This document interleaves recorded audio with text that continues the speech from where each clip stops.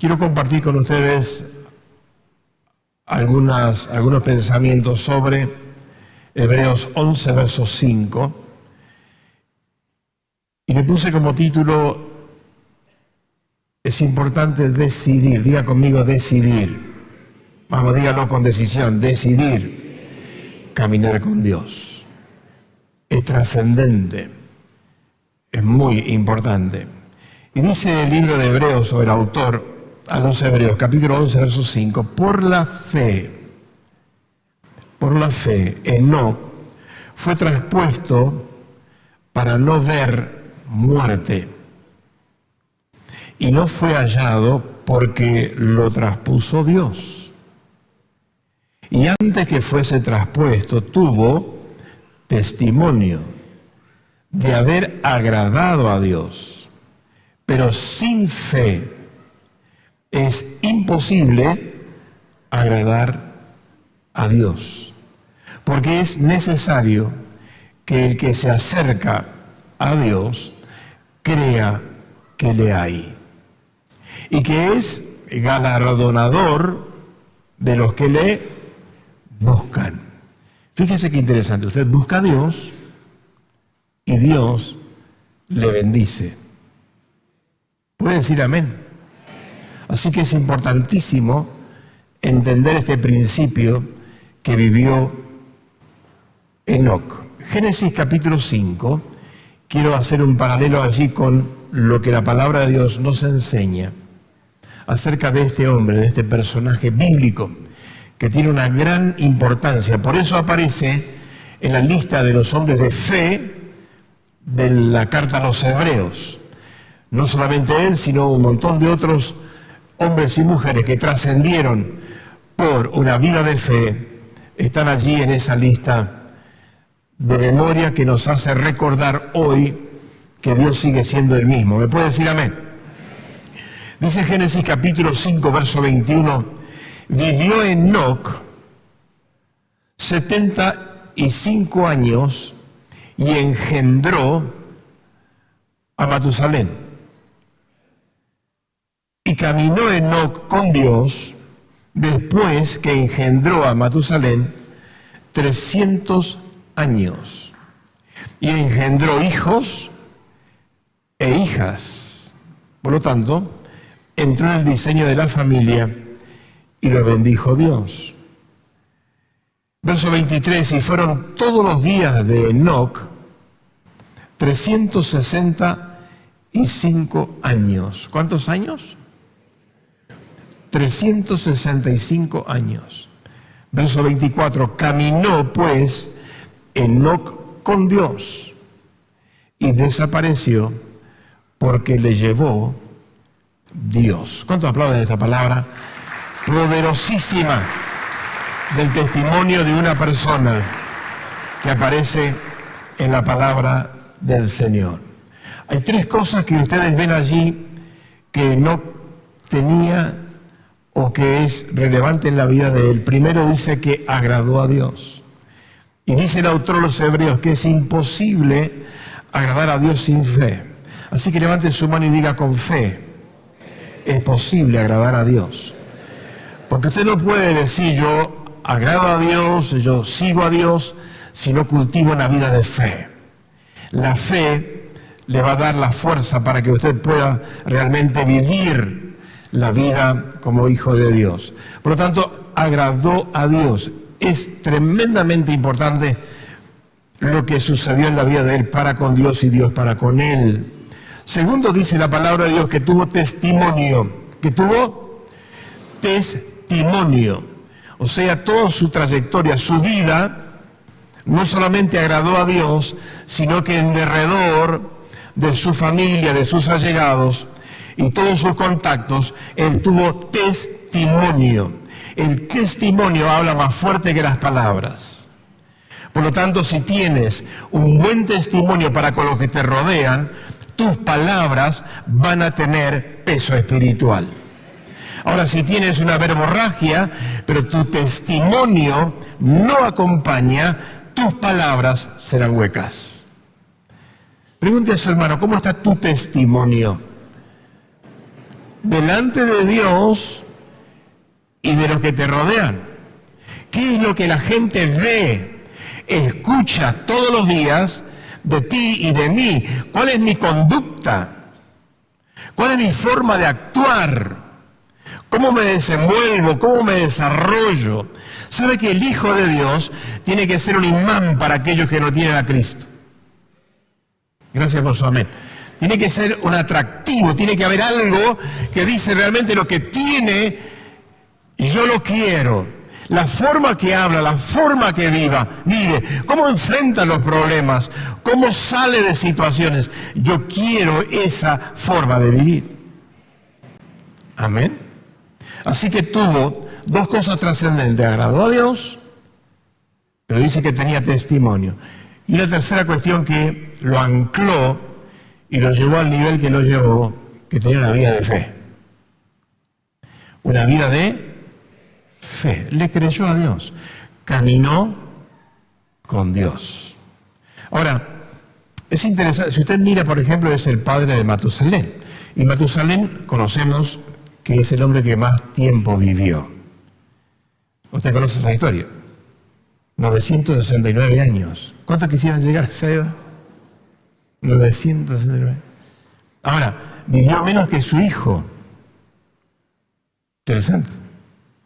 Su hijo vivió el doble de lo que vivió él. Pero sí dice la palabra de Dios que fue el que engendró, formó su hogar, formó su familia e impartió valores de Dios en la época y el tiempo en que él le tocó vivir. Ahora, dice la Biblia que no vio muerte.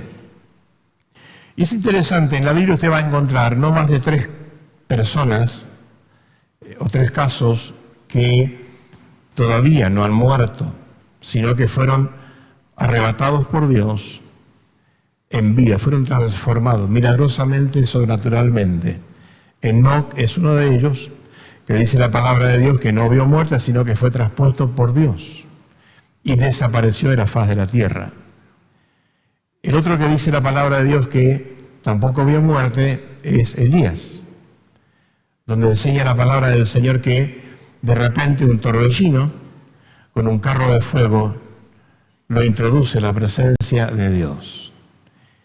Y un tercero que aparece en la Biblia es Moisés, que la palabra enseña que fue llevado al monte y a partir de allí Dios también se lo llevó. No se encontró su cuerpo.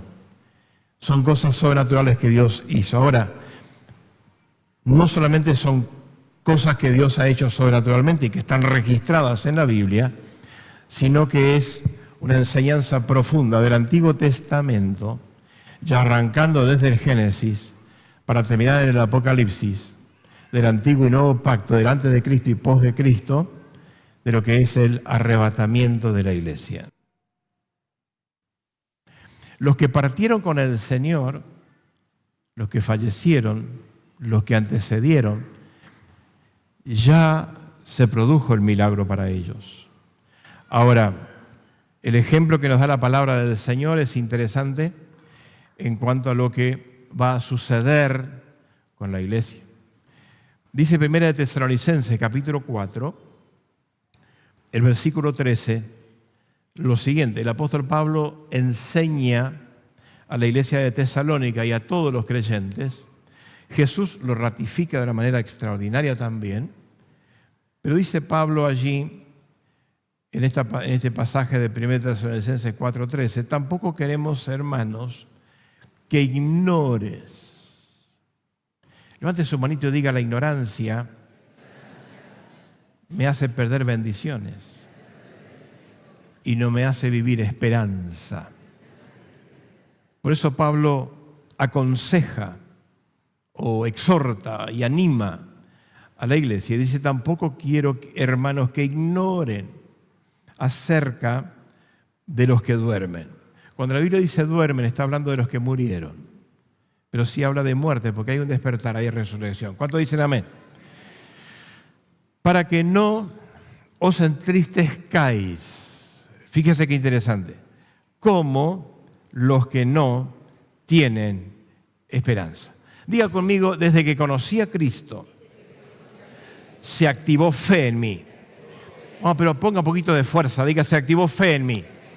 Y tengo esperanza de que puedo estar con Él en esta tierra y tengo esperanza de estar con Él para siempre en los cielos. ¡Aleluya! Tremenda palabra que no tienen los que no tienen a Cristo en sus vidas. Es la esperanza que no tiene el que no aceptó a Cristo en su corazón. Es el que vive la vida según su criterio, según su manera, sin importar lo que mañana puede suceder. Ahora, el que tuvo el encuentro con Jesús, el que recibió a Cristo en su corazón, dice que tiene esperanza. Sonría, Jesús le ama. Dice el versículo 14, porque si creemos que Jesús murió y resucitó, así también traerá Dios con Jesús a todos los que durmieron en Él.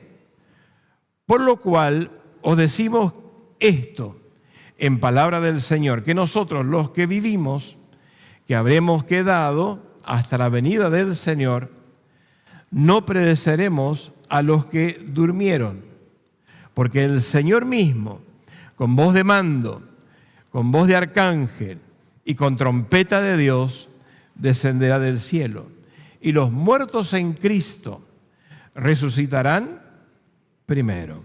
Luego nosotros, los que vivimos, los que hayamos quedado, seremos arrebatados juntamente con Él o con ellos en las nubes para recibir al Señor en el aire, y así estaremos siempre con el Señor. ¡Wow! Fíjese qué interesante.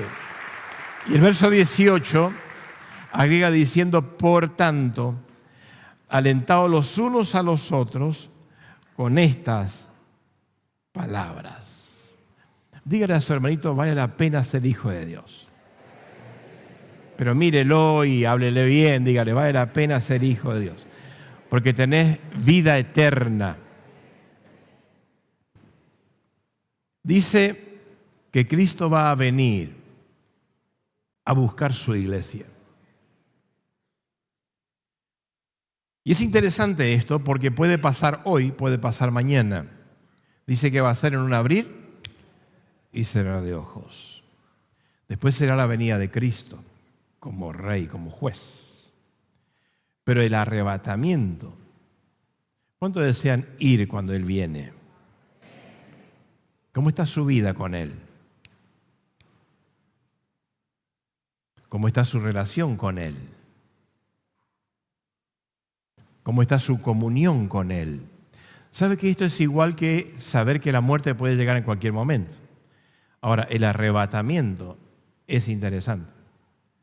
Porque dice la iglesia dice el Señor que está preparando a la novia, la iglesia, que de repente será arrebatada.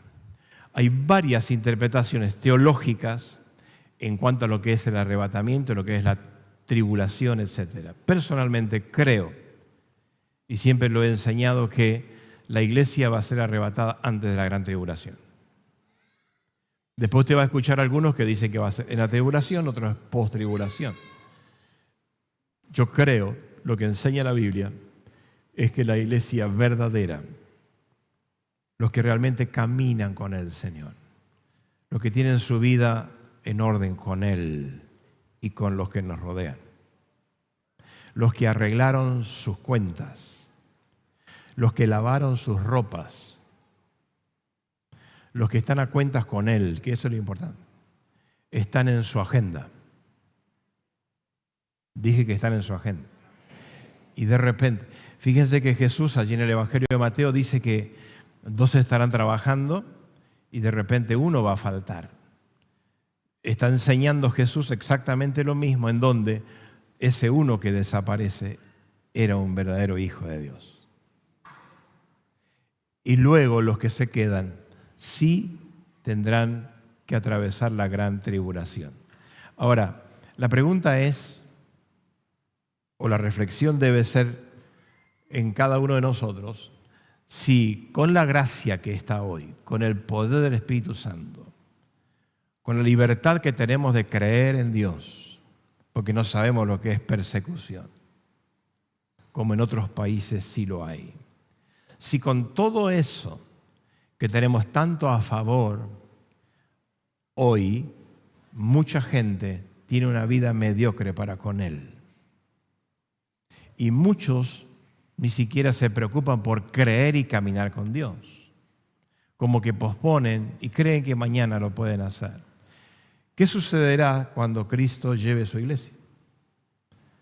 Si hoy es una decisión personal factible en donde la gracia de Dios, el poder del Espíritu Santo, te ayuda, ¿qué será la gran tribulación?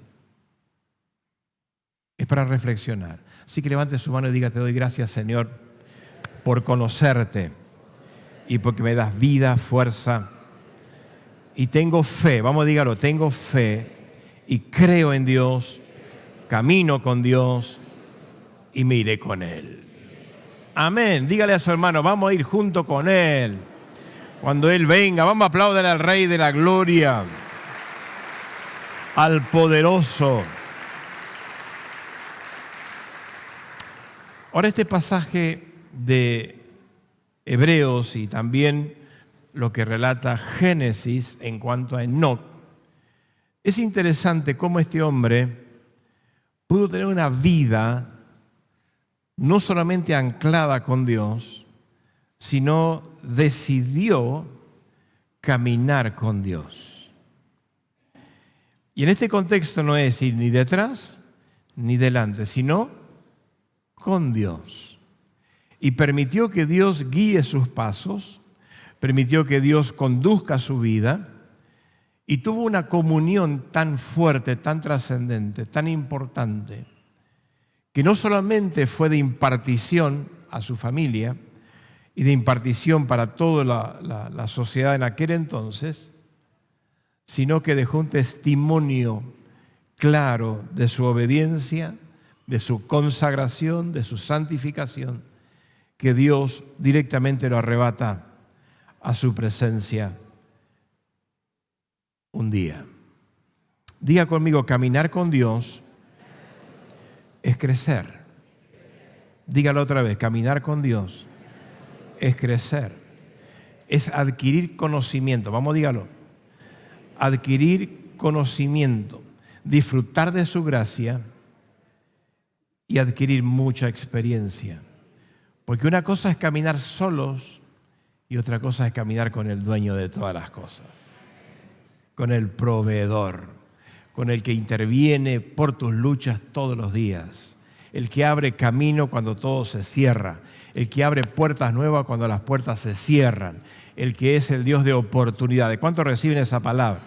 Caminar con Dios, señores, vale la pena, vale la pena. Estar llenos de la presencia del Espíritu Santo vale la pena. Depender de Él vale la pena. Pasar por procesos donde Él te sostiene vale la pena. Dígame amén. Vale la pena. Con Dios vale la pena. Porque Él nos ayuda en todos los momentos y en todas las circunstancias. Dice 2 de Timoteo capítulo 4, verso 7, el apóstol Pablo, que no tuvo un final como Enoc, pero sí tuvo características de Enoc mientras estaba en esta tierra. Y entendió el cronos de él con el kairos de Dios. Levante su mano y diga: el kairos de Dios no lo puedo entender en la lógica, pero mi crono, vamos, dígalo, mi crono está dentro del kairos de Él. Amén. Entonces, si usted entiende eso, quiere decir que su vida natural, su pasar en esta tierra, está dentro de la voluntad de Él.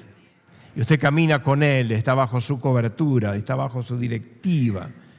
Y Dios es el Padre. Dice 2 de Timoteo 4:7, he peleado la buena batalla y he acabado la carrera. ¿Cuántos pueden decir amén a esa palabra? he peleado la buena batalla. Hermanos queridos, vale la pena tener a Cristo en el corazón. Vale la pena servir a Dios. Vale la pena desgastarnos por la causa de Dios e impartir en otros y hacer que el reino se expanda, porque el tiempo en la tierra no es largo. El tiempo en la tierra no es largo. El tiempo en la tierra es pasajero. El tema es, el tiempo que Dios te dejó aquí es con un propósito. Y el propósito es que tú seas fructífero. Que seas fructífero. Cuando están aliados a mí, dice Jesús, ustedes llevan mucho fruto. Ahora, separados de mí, nada ustedes pueden hacer. Y Pablo dice características parecidas a las de Enoc. He acabado la carrera, Dios le puso ya un final allí. Y agrega diciendo, y he guardado la fe. He guardado la fe. A pesar de las situaciones, a pesar de las cosas que van contra lo que son principios del reino, él pudo guardar la fe. ¿Sabe qué? Si usted entiende este principio en el caminar con Dios y estar cerca de Dios y estar anclado en su poder, Dios le va a dar la capacidad de guardar esa fe en él. Y le va a fortalecer su hombre interior todos los días. Verso 8, fíjense la esperanza de Pablo, la determinación de Pablo. Dice, por lo demás me está guardada la corona de justicia. Seguro que hay una corona para él. ¿Cuántos pueden decir lo mismo? ¿Se anima a levantar su mano y decir, yo camino con él? Vamos, sea valiente. Yo camino con él, voy a servirle a él, porque estoy seguro y tengo fe que me está guardada una corona para mí. Esa es la certeza de Pablo. Me está guardada la corona de justicia, la cual el Señor, juez justo, dará en aquel día. Y no solo a mí, dice Pablo, sino también a todos los que aman su venida. ¿Usted ama la venida del Señor? ¿Sabe que las cosas que van sucediendo, las cosas que van pasando, si bien ya el apóstol Pablo como que pensaba que Cristo volvía, hoy hay señales distintas y más categóricas según la Biblia, y algunas ya en desarrollo o que ya han sucedido, que muestran fuertemente que la venida de Cristo o el arrebatamiento de la iglesia no está muy lejos. Eso debe darle a usted y a mí esperanza. Y si usted tiene esperanza, tiene vida. Y si tiene vida, tiene esperanza. Amén. Así que Enoc logró este nivel de compañía con el Señor. Hay una primera cuestión que quiero reflexionar con ustedes en este contexto. Que Enoc, que era una persona igual que nosotros, en otro tiempo, en otro contexto, pero igual que nosotros. Dice la palabra de Dios que él decidió caminar con Dios en medio de una sociedad corrupta que no caminaba con Dios. Enseñanza. Los tiempos cambian, pero Dios sigue siendo el mismo. La situación que vivió Enoc ha sido una situación muy parecida a la de estos tiempos, en donde la rebelión del hombre para con Dios, la inmoralidad del hombre para con principios de Dios, estaba al máximo nivel. Por eso cuando usted entiende un poco el contexto de la palabra, se va a dar cuenta que Enoc y Matusalén, su hijo, ellos vivieron justamente antes del diluvio, en donde Dios venía anunciando. ¿Qué venía haciendo Dios? Anunciando que vendría juicio. Y lo usó, dice la Biblia, por 120 años a Noé, predicando acerca de lo que Dios estaba advirtiendo. Y dice la palabra, y Jesús lo ratifica, que como en los días de Noé, así serán los últimos tiempos de la venida del Hijo del Hombre. ¿Me está siguiendo? Por lo tanto, algunos teólogos sostienen que Noé seguramente pudo escuchar también la voz de Matusalén anunciando lo que también Dios no estaba de acuerdo en cuanto a todo lo que estaba sucediendo. Y es interesante que cuando muere Matusalén en ese año comienza el diluvio, en donde, dice la palabra de Dios, todo se perdió. Solamente se salvó Noé y su familia, porque obedeció a Dios y frente al mandato de Dios anunció el mensaje de Dios y construyó un arca. Y ese arca se denominaba el arca de la salvación. Hoy la iglesia tiene un mensaje. Usted es iglesia, yo soy iglesia. Y estamos anunciando que hay esperanza para la gente. Y estamos anunciando que hay un arca que tiene las puertas abiertas. Esa arca se llama Jesucristo. El que allí entra será salvo para siempre. Por lo tanto, en el paralelo es exactamente igual. En donde donde Noé obedeció, construyó el arca, hizo todo lo que Dios le había dicho. Y la gente decidió obedecer o desobedecer. Y vino el castigo de Dios. Levante su mano y diga, voy a anunciar las verdades hasta que Él venga o me lleve a su presencia. Es importante, la identidad de Enoc la tenía clarísima en cuanto a quién era Dios y en cuanto a quién era Él. Tenía claridad en el contexto social, tenía claridad en el contexto religioso, tenía claridad en el contexto de valores, de principios, a pesar de toda la turbulencia que en derredor de él existía. Dice la Biblia, Judas capítulo 1, verso 14, que Enoc fue profeta. Por lo tanto, fue un vocero, un anunciador de Dios. Cuando tenemos clara identidad con Él y caminamos con Él, nos transformamos en voceros de Dios a la sociedad. ¿Me puede decir amén? Así que es importante, queridos hermanos y hermanas, en esta hora, de saber que con Dios siempre vamos a ganar. Levante su mano y diga conmigo, con Dios siempre voy a ganar, porque Dios siempre va a pelear por mí, en el nombre de Jesús. Amén. Hebreos capítulo 11, verso 7, dice la palabra de Dios, un poco lo que estoy tratando de decirles. Por la fe, Noé,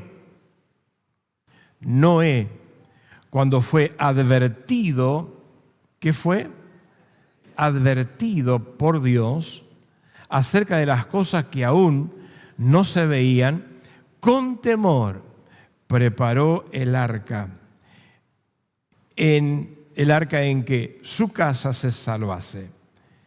Y por esa fe condenó al mundo y hecho heredero de justicia que viene por fe.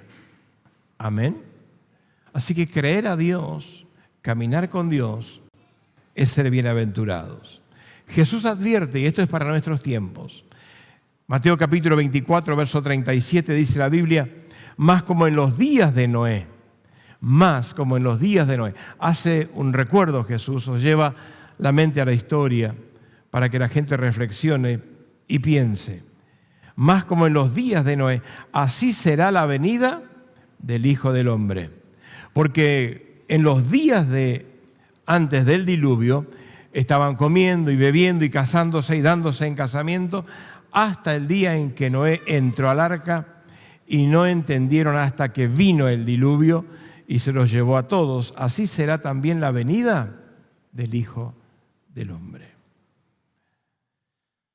Diga, querido Dios,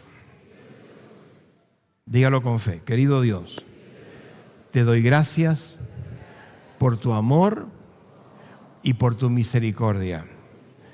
Te doy gracias porque un día te pude conocer.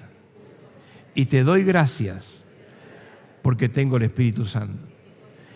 Y el Espíritu Santo da testimonio a mi espíritu de que soy hijo de Dios.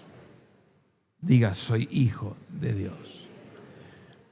Cierre sus ojos. Si usted entendió que el amor de Dios le alcanzó, pero usted no entendió todavía que usted debe tomar una decisión, para recibir a Cristo y caminar con Dios, después de escuchar las advertencias de Dios, las enseñanzas de Dios, no deje para mañana lo que sí debe hacer hoy, porque la salvación es lo más caro que usted y yo podemos tener.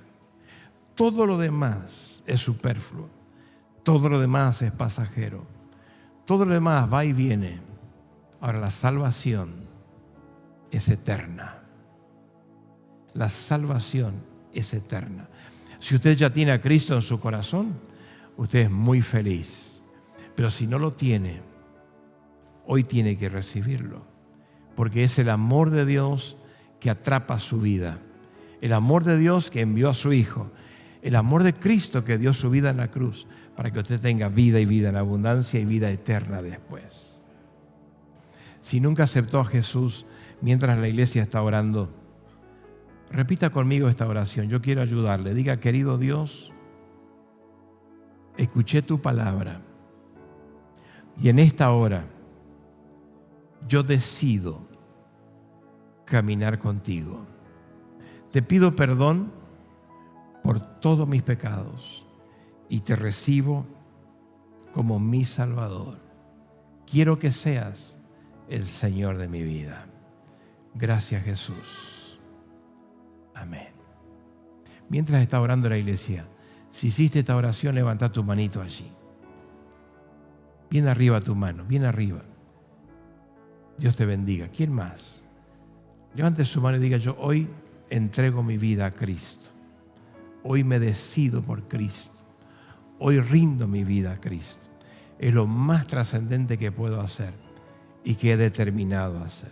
Señor, bendice estas manos, bendice estas vidas, fortalece estas vidas para que puedan vivir una vida plena en esta tierra y vida eterna después. Amén. Den un aplauso al Señor. Gloria, gloria a Dios.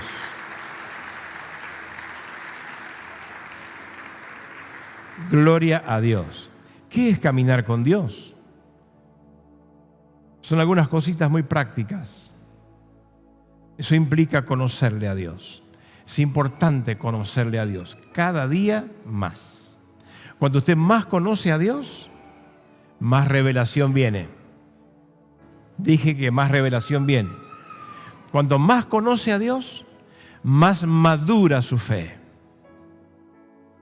y más fortalecido está su espíritu y su hombre interior para todo lo que usted debe enfrentar en la vida.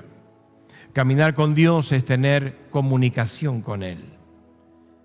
Y parece que es algo que se repite, pero ¿sabe qué? La vida de oración, la vida de comunión con Dios es una disciplina. ¿Qué es lo que es? Una disciplina. Estudiar la palabra de Dios es buscar de Él. Hablar con Dios es ser amigo de Dios. Hablar con Dios es tener comunión, conocerle y Él conoce tu vida y conoce la mía. Es tener intimidad profunda con el Señor. Es una vida cercana a Él.